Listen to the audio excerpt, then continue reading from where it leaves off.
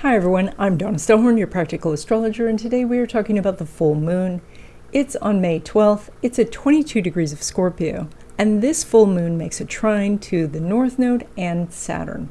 What does this mean for you? That's what we're going to talk about. Welcome everyone. This video starts with a short overview, then we're going to talk about your sign and what's ahead for you in the areas of love and money, and then at the end we're going to continue our conversation about activating your part of fortune, so you want to stay all the way to the end. And if you would like a copy of your chart so that you can follow along, I can send you a PDF. There's a link in the description. All right, let's take a look at this full moon chart. This full moon makes a trine to the North Node and Saturn. Now, North Node and Saturn have been traveling together for a few weeks, and this indicates generally that you've probably been struggling, that this is like walking up a steep incline. Now, as we get to this full moon energy, things are going to stabilize, but right now you're probably listening to this video before the full moon, so you're probably not having a walk in the park, but more like climbing the Alps. Now, I expect this full moon to bring us some calmer energy. This would include a quieter stock market, better job opportunities, and opportunities to connect with people in general. So this is kind of like the part of the roller coaster where you are in the flat area. It doesn't mean that this ride is over. There's going to be some excitement and unexpected drops in the future. But right now we have some calmer, stabilizing energy ahead. Now, full moon energy in general is a time where we pause. We look up to see the bright moon in the sky, and we are now going from a time of tending all the plants to harvest. But just before the harvest, there is a time where we can take a breath, and that's what we're in now. We did this energy once before, and that was in September 2013. So you might want to look back and see what happened around then and how that might have been a turning point where things became more stable. Now, of course, that's not for everyone because everyone's chart is complex, and so different aspects happen at different times. So you may say, no, that was a really difficult time. And so you might find that you need someone to look at your chart specifically to say whether this is now going to be a calmer period. And that's why I do readings. There's a link in the description. I also put out a newsletter, and that comes out every week, and that has more information about what's going on for the week, as well as some thoughts I have, etc. So that's free. There's a link in the description. Okay, Cancer. What we see here is some stabilization happening, especially for you in the areas of education, higher education, and legal matters. And so with higher education, it might just feel better at school, like you're getting your homework done, that you get the right advisor, you get in to see the teacher when you need to, or if you are applying to school, that things start to flow. In legal matters too, the tide can turn in your favor. You find out information that's useful for you. The other side doesn't get things in on time, and that's to your benefit. And by the way, like if you are finding this is not happening, it's probable that there are some placements in your chart where there is conflict going on. And that's something that we can't see in a general reading. We see it when we look specifically at your chart. So I do readings. There's a link in the description, and it talks about, the different types of readings, etc. So then you can see if a reading would be right for you. Now, when it comes to relationships, such as new love or new friendships, the full moon is lighting up this area. And so this is a time to go to the social events and go find places where you can be around people. And it can be that you meet someone that, you have kind of walked past in the past, or you have some sort of acquaintance with, but now there's a spark. Or you could just reconnect with someone, and this would be a time to just come together and be around people and feel that warmth and that camaraderie. That's going to bring you more love energy in general. Now, when it comes to existing love relationships, the moon's making a nice trine with Saturn. So the two of you could be in more harmony over this next 2 weeks. You could just kind of feel like you're flowing, like you're just dancing together and you're having more fun, more joy. It's also, if you do need to work out something, this is easier energy for working something out because you can get on the same page, or you can come together to deal with something external to the relationship. Now, when it comes to your money, you pull money from the sun, which is sitting there with Uranus. And so there is some indications here that something's changing around your financial picture, and that's going to lead to better money. So this is an opportunity for looking at new directions to go, maybe with your business. Maybe there's some opportunities within your company to change departments, or this could be that you are moving to a different company in the future and you're starting to see that avenue open up. So there are some changes, and if those changes are happening right now in your company, that can mean that there are opportunities for you to go. So you want to be aware and keep the communication open so that you can hear about opportunities. And then when it comes to money derived from business or from investments, that again is that Sun-Uranus conjunction. So that is really good energy for making more money over the next 2 weeks. So you want to look at the opportunities that may come up rather quickly and see if they're right for you, grab hold of them. That might mean talking to your broker or your business partner to say, should we go for this? But this is very good energy for you. Now, when it comes to money derived from career, so that would be a paycheck, the sun's making a semi-square with Venus. It's an aspect, so that's good. It is one that does pull you outside your comfort zone. And so all of the things I just said about, maybe there's some opportunities at a different company or in a different branch of your current company, maybe that is something that is outside of your comfort zone, but that's where the opportunities are. And so it's so interesting because, especially with Cancer energy is just so competent and so able to handle things. But you get that little kind of blanket of worry over things. And so what I'm saying is that you can do much more than you think you can. It's just when you get in it, then oh yeah, this was okay. But as you are looking at it from the perspective of approaching, you can say, oh no, I don't want to do it. So consider that you can handle this, that what you feel is outside of your comfort zone isn't as far out as you think. So this is the third section of this video, and I have a couple of announcements, and then we're going to continue talking about activating your part of fortune. The new month wishes class is on the first day of the month at 12 p.m. Pacific time. There is now a much easier way to register for this class, so if you want to take this class, and it is a free class, click on the link in the description to register. And in this class, we're going to talk about the energies for the month. We're going to write our wishes together, and then we'll energize them together.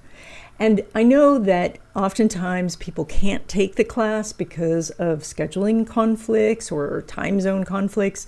So if you're interested in this class, sign up anyway, even if you can't attend, and you will get a list of how to do the wishes and the wishes specifically for that month, and also how to energize it with us.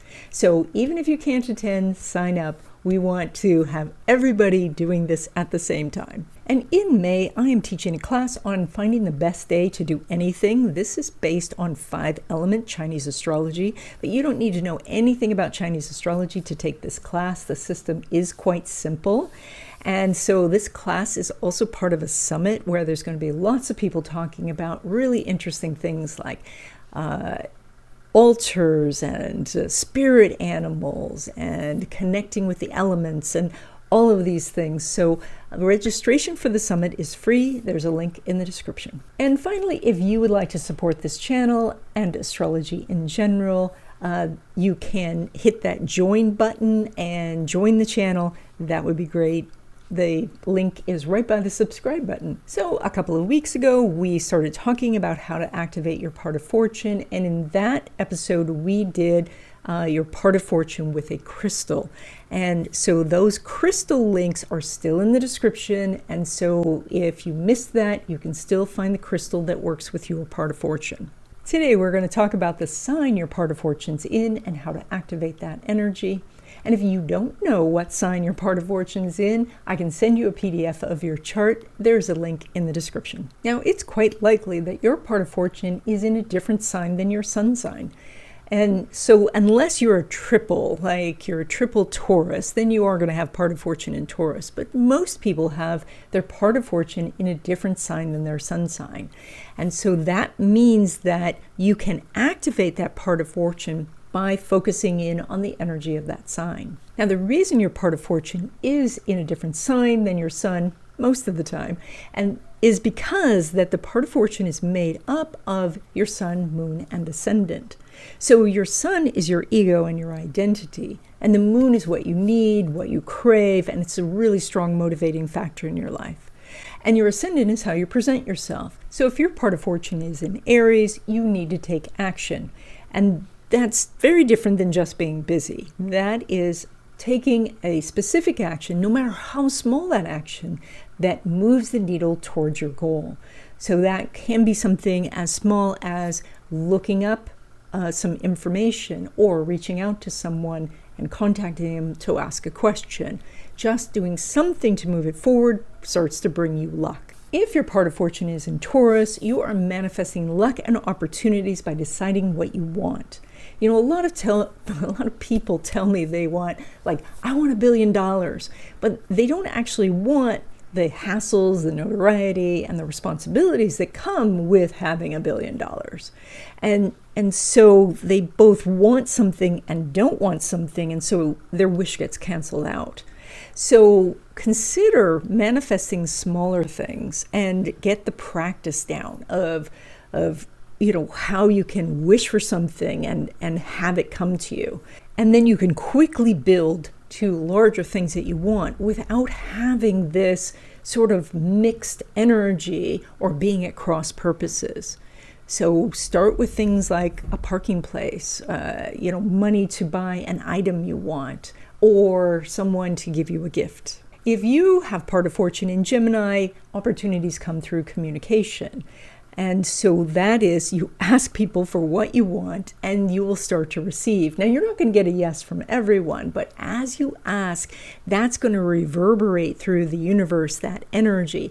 And so you're going to see that you start to get more and more opportunities. If you have part of fortune in Cancer, you tend to manifest your luck through others. And that is when you ask for a benefit for someone else, then you both receive. And so think about something that your family wants, your kids want, someone in your community, a close friend. When you think of what they want and you look to manifest that, you get the abundance as well. When you have part of fortune in Leo, you do, like the Cancer energy, you manifest well for others, but also, though, you manifest when it's fun.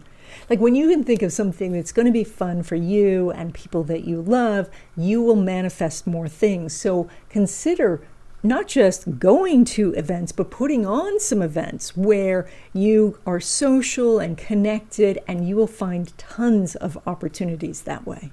When you have part of fortune in Virgo, your luck comes from a daily ritual, something that you do every single day, like lighting a green candle for money opportunities just for a few minutes every day, or doing a set of affirmations, or taking a walk while you look at, all the abundance around you, the leaves on the trees and the birds and all of that. So, or a few minutes with your gratitude journal in the evening. By doing some small thing every day, you open yourself up to abundance. If your part of fortune is in Libra, your luck comes from partnerships, and that is looking to collaborate with others. And not everybody's going to partner with you, but if you continue to ask, if you continue to reach out and meet new people and connect, you will have an abundance of opportunities. If your part of fortune's in Scorpio, your luck comes from leveraging other people's resources. Now, in a small sense, that could be like using one of those cashback credit cards so that you know, every month you pay off your balance and then you get a little bit of extra money for free. But this could then grow into something bigger, like people investing in your business or people going out of their way to help you. If your part of fortune's in Sagittarius, your luck comes from exploring new things and having adventures. Be curious and go outside of wherever you are, like go outside of your field, go outside of your neighborhood, go out into the world, connect with people, foreign countries or just people in the next town. But as you do this, as you dive into a new topic, as you travel, then you find the luck. If your part of fortune is in Capricorn, your luck comes from building something. And that can be something very literal, like building a career or building a house. But this could also be just building a skill set or building a relationship with a strong foundation with the people that you know. Like building these business connections, building friendships, those can actually bring you a ton of luck. If your part of fortune's in Aquarius, then luck comes from connecting to different communities. That means going outside and doing something different, doing something your friends or family wouldn't normally do, or connecting with people that you really don't connect with on a regular basis.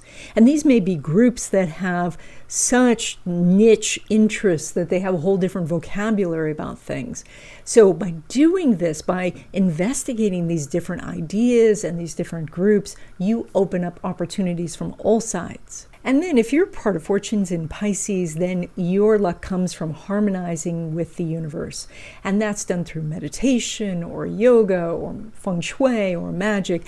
Doing the spiritual things on a regular basis then puts your energy in harmony with the flow of the universe, the abundant universe, and that brings you gifts in the material world. And that's it. I hope you enjoyed this video. If you haven't already, please subscribe, please join if you're interested in becoming a member, and I will see you in the next video.